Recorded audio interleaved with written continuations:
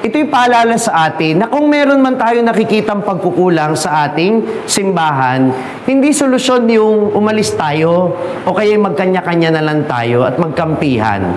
Di ba? Kung minsan kasi pag may nakikita tayong mali, natatapos na tayo doon sa panghuhusga o kaya naman tayo na lang yung aalis, lalayo, bala kayo dyan, wala na akong pakialam.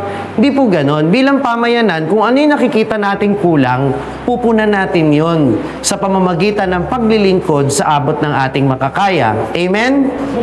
At yung mga tagapaglingkod, hindi naman mga perpekto. Iba-ibang pinanggalingan, iba-ibang pananaw, iba-iba rin ang mood niyan, iba-iba din ang mga kakayanan niyan, at meron ding mga kahinaan yan. Amen? Pero hindi yun dapat maging hadlang sa ating ginagawang paglilingkod. Dahil tayong lahat ay tinawag ng Panginoon, pinagsama-sama niya tayo sa iisang simbahan upang tayo ay magtulungan at mapunan kung anumang pagkukulang ang mayroon sa simbahang ito.